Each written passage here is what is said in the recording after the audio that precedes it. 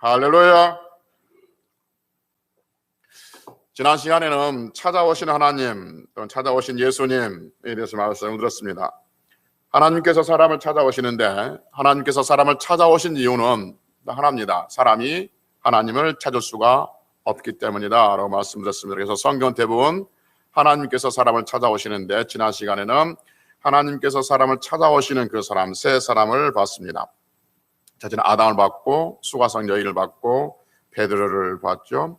아담을 찾아오신 이유는 뭐냐면 죄로 인해서 죽을 수밖에 없는 아담을 찾아오셔서 살려주시다고 말씀을 드렸고, 수가성 여인을 찾아오신 게 뭐냐면 소망이 없고 메마른 인생에 우리 예수님이 찾아오셔서 수가성 여인에게 생수가 되시기 위해서 찾아오셨다고 말씀드렸고, 베드로를 찾아오신 이유는 뭐냐면 예수님을 모른다고 세 번씩이나 저주하며 부인하며 평생 죄책감에 시들려 살아가야 할 베드로를 찾아오셔서 그 죄책감을 씻어내 주시고 사명을 주시기 위해서 찾아오셨다고 말씀드렸습니다. 여러분, 모든 인간은 이 세 사람의 범주 안에 들어 있습니다. 어떤 사람은 아담과 같은 사람이 있습니다. 범죄함으로 말미암아 죽을 수밖에 없는 사람이 있습니다. 하나님은 그 사람에게 찾아오십니다. 또 한 사람은 수가성 여인 같은 사람이 있습니다. 인생이 공고하고 메마르고 소망이 없고 다른 사람들을 만나는 것이 부끄럽고 그래서 혼자 살기를 원하는 사람, 그래서 살아가는 사람이 아니라 사라져가는 사람, 어쩔 수 없이 사는 사람, 수가성 여인 같은 사람입니다. 우리 예수님은 이런 사람이 찾아오셔서 생수가 되게 하시고 목마름을 해결해 주십니다. 또 하나는 베드로 같은 사람이 있습니다. 하나님을 믿고 예수님 믿지만 우리 안에 있는 죄 때문에 또는 하나님 앞에 온전하지 못한 것 때문에 늘 죄송스럽고 늘 미안하고 늘 부끄럽고 그래서 그 죄책감에 사로잡혀 있는 사람, 그 사람에게 우리 예수님은 찾아오셔서 그를 사랑하신다고 이야기해 주고 죄책감을 씻어내 주시고 그리고 그에게 사명을 주십니다. 그래서 모든 인간은 아담과 수가성 여인과 베드로 같은 세 범주에 다 들어있는데 하나님은 그러한 사람을 찾아오셔서 위로해 주신다라고 지난 시간에 말씀을 드렸습니다.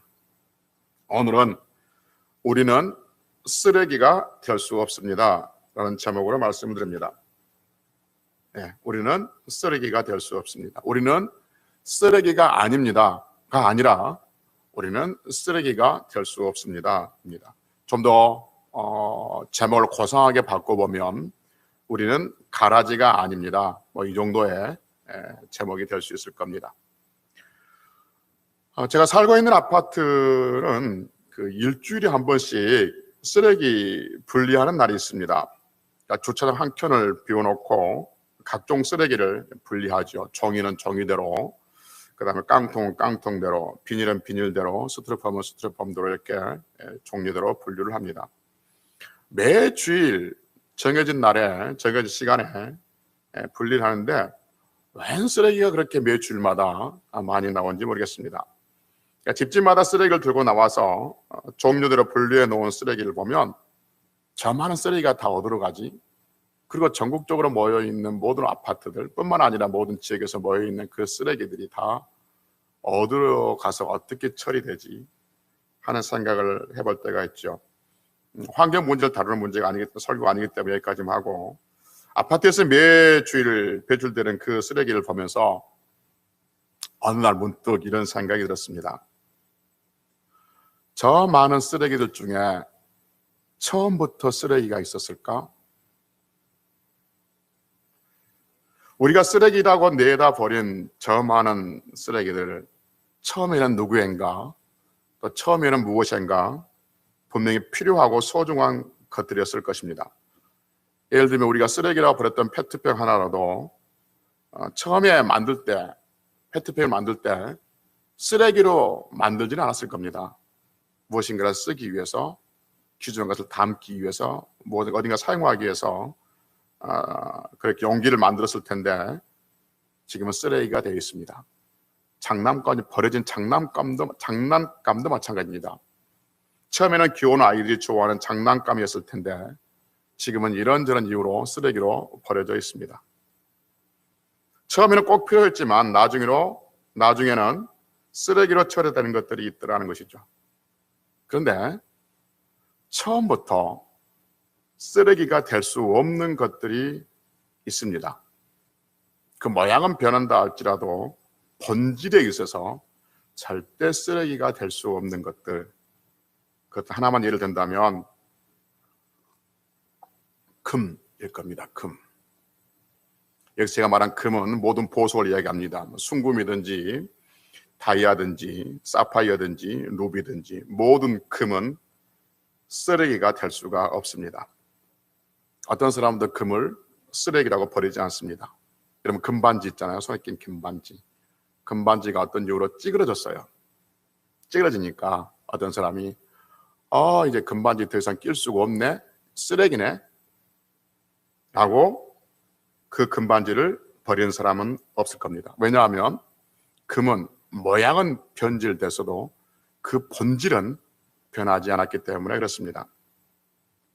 어떤 사람이 금반지가 찌그러진 금반지를 들고 금은방에 가서 사장님 이게 돈으로 바꿔주세요라고 하면 그 금은방 주인이 아니 찌그러진 반지를 누가 껴요? 그거 낄 수 없어요. 그거 갖다 버리세요. 쓰레기예요.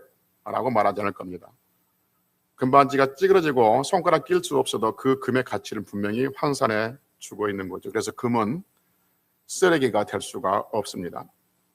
그래서 아파트 쓰레기 분리하는 것을 보고 이 세상에 살고 있는 사람들도 언젠가는 어느 곳에서는 쓰레기가 될 수 있는 사람이가 쓰레기가 되는 사람이 있고 어떤 경우에도 쓰레기가 될 수 없는 사람이 있을 것이다 라는 생각을 해봤던 거죠.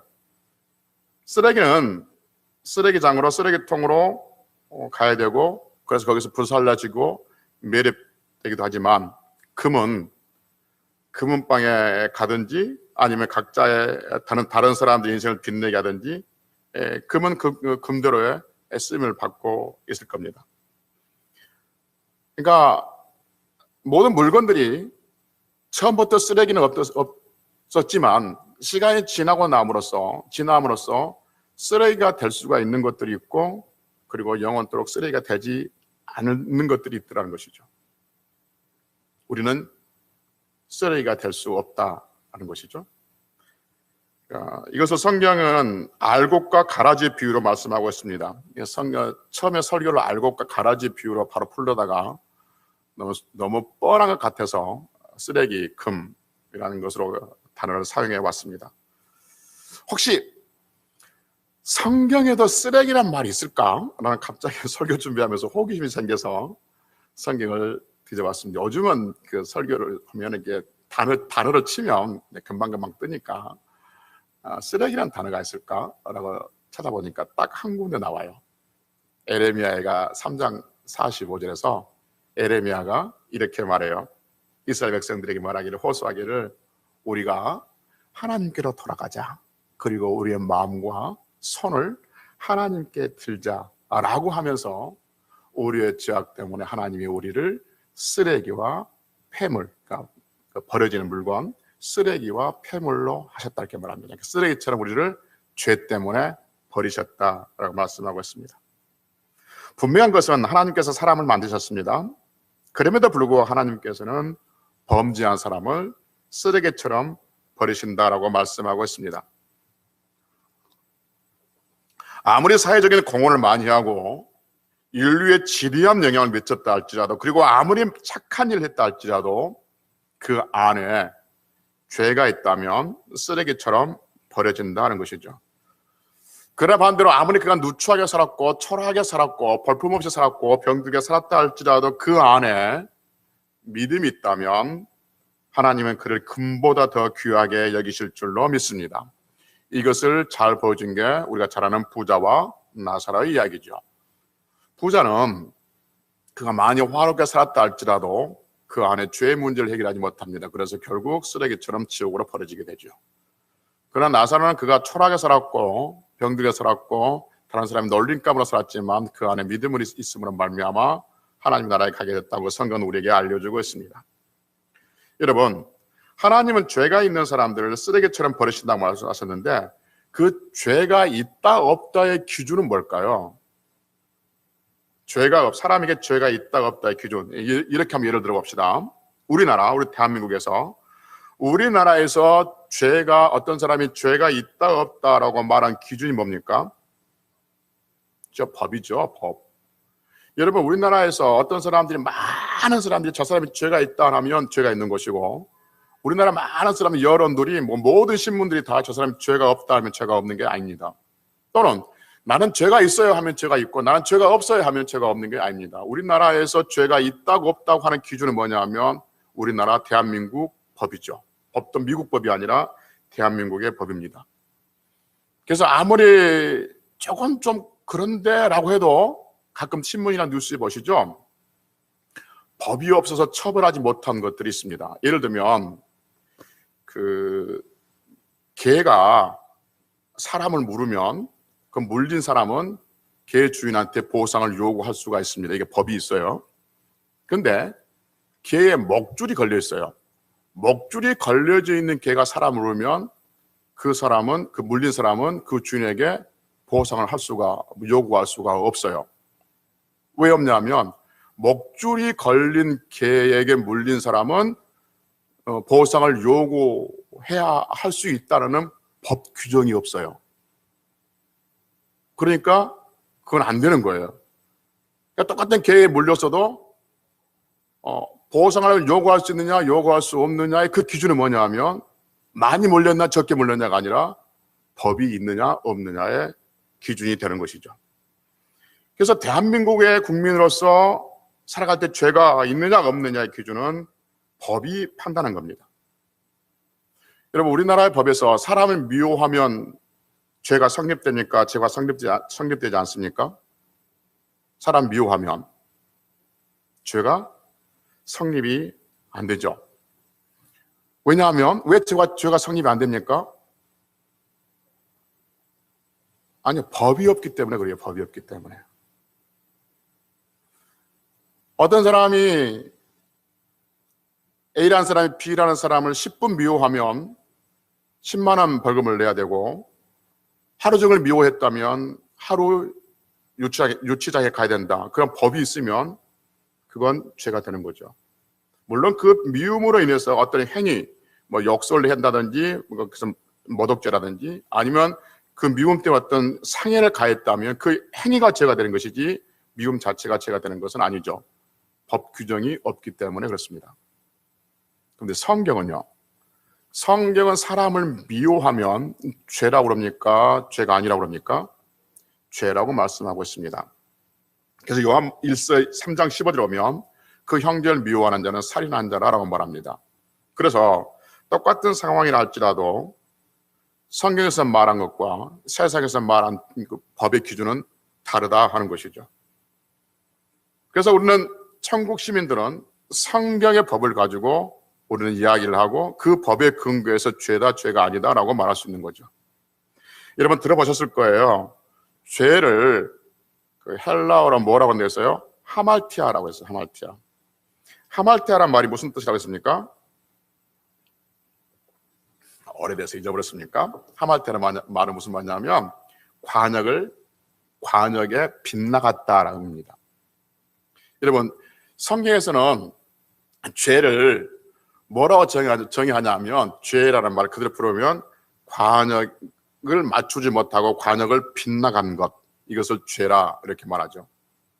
그게 무슨 말이에요? 그게 무슨 말이냐면 이런 말입니다. 어떤 사람 화살을 쏘았어요. 화살을 쏘았는데 그 화살이 목표하는 그 관역에 정확히 꽂히지 아니하고 엉뚱한 데로 나가는 것을 죄다 그렇게 정의했단 말이죠. 이게 무슨 말이냐면 여러분 화살을 나라고 생각하고 맞춰야 할 그 관역을 하나님으로 생각하면 돼요. 그래서 내가 하나님께 가서 하나님께 꽂히지 아니하는 모든 것들은 다 뭐다? 죄다 그 말인 거죠. 그래서 내가 말하는 것이 하나님을 향하지 아니하고 내가 생각하는 것이 하나님을 향하지 아니하고 내가 행동하는 것이 하나님을 향하지 아니하는 모든 것들은 다 죄다 그렇게 말하고 있는 거죠. 그래서 죄는 사람의 기준이 아니라 성경에서 말한 죄는 하나님의 기준이 된다라고 성경은 오늘 우리에게 말씀해 주고 있는 것이죠. 그래서 죄의 유무는 바로 성경 말씀에 근거해서 죄가 있다 없다라고 말할 수가 있는 거죠. 그런데 성경은 로마서 3장 23절에서 우리가 잘 아는 것처럼 아담 이후의 모든 사람들은 죄가 있다 없다? 죄가 있다라고 말씀하고 있습니다. 그러면 여러분, 조금 전에 말씀드렸던 것처럼 인간이 하나님 앞에 지음받은 인간이 이 세상에 와서 이런저런 모습으로 때로는 귀하게, 때로는 천하게, 때로는 위대하게, 때로는 평범하게 그렇게 살아가는 모든 사람들 속에 죄가 있다면 하나님은 그 사람을 쓰레기장으로 버리신다 이 말인 거죠. 그런데 성경은 모든 사람들이 다 죄가 있다라고 말씀하고 있습니다. 그래서 사람은 쓰레기장으로 가지 않으려면, 지옥으로 가지 않으려면 반드시 이 죄의 문제를 해결해야 됩니다. 그러지 아니하면 그가 어떻게 삶을 살았든지 간에 쓰레기장으로 갈 수밖에 없어요. 여러분, 어떤 용기가 페트병이라 할수있다. 어떤 용기가 아무리 귀한 것을 담고 있었다 할지라도 마지막에는 쓰레기장에 갈 수밖에 없듯이 우리 인간이 우리 안에 죄가 있으면 결국 쓰레기장에 갈 수밖에 없다는 것이죠. 그런데 여러분, 성경은 죄에 대해서 어떻게 말씀하고 있냐면 이렇게 말씀하고 있습니다. 에레미야 13장 23절 봅시다. 에레미야 13장 23절. 에레미야 13장 23절 구약성경 1072페이지입니다. 에레미야 13장 23절. 에레미야 13장 23절입니다. 지금 우리 죄의 문제를 한번 보고 있는 겁니다. 에레미야 13장 23절 1072페이지 구약성경 같이 읽어볼까요? 굿수인이 시작. 굿수인이 그 피부를 표범이 그의 반점을 변하게 할 수 있느냐? 할 수 있을진데 악에 익숙한 너희도 선을 행할 수 있으리라. 이건 무슨 말입니까? 굿수인이 그의 피부를 표범이 그의 반점을 변하게 할 수 있느냐? 굿수인이 뭐예요? 굿수?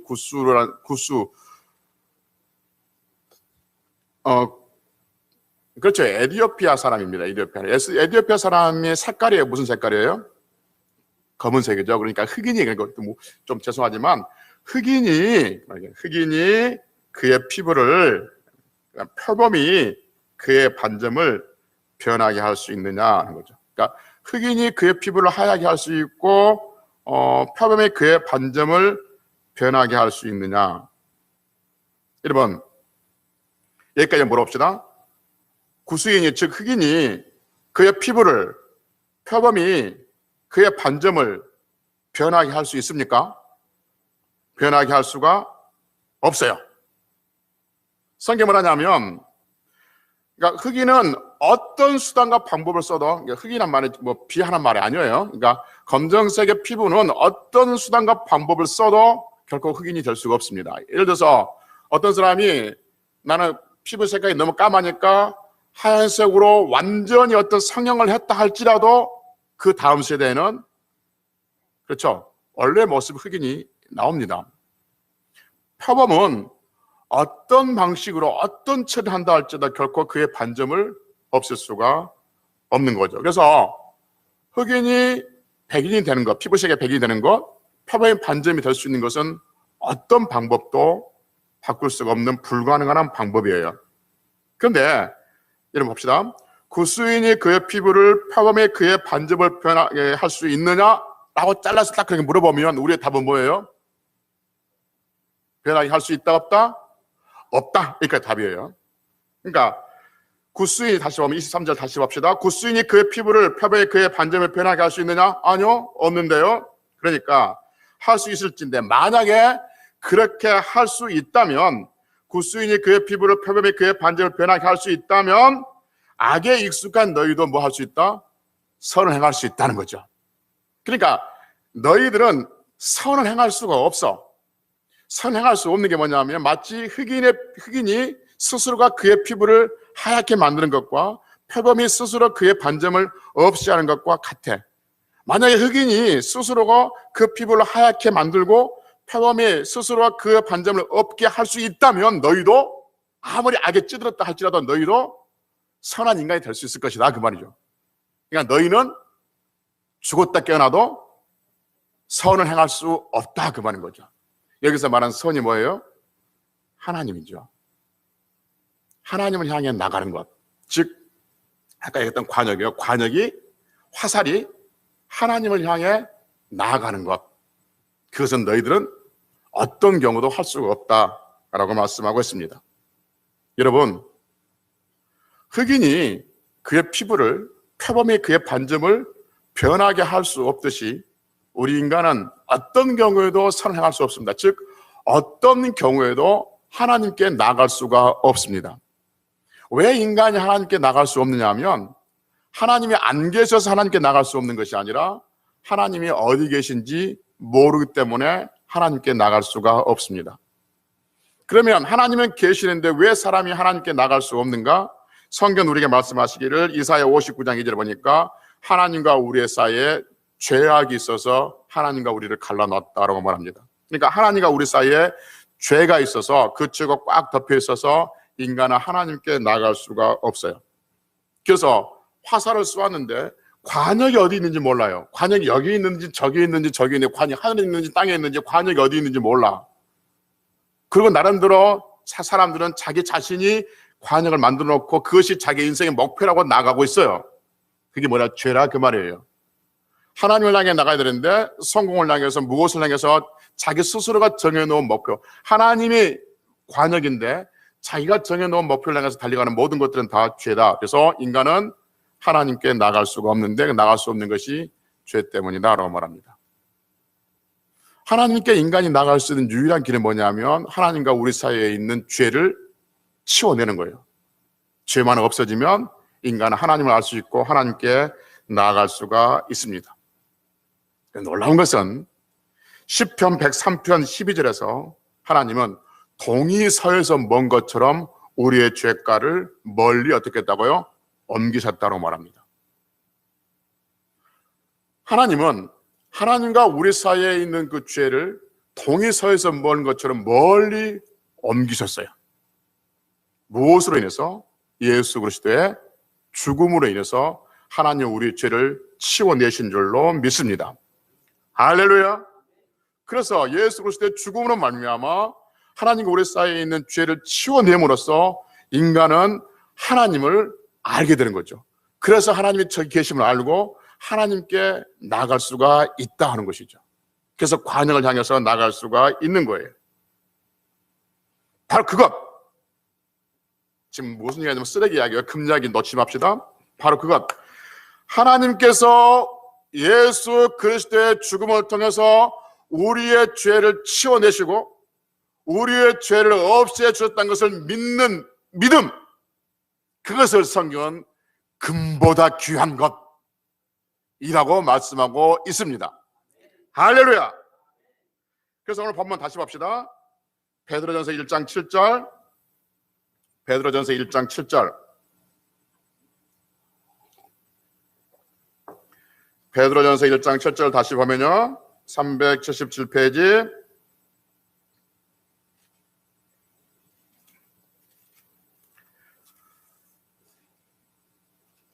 읽어봅시다. 시작.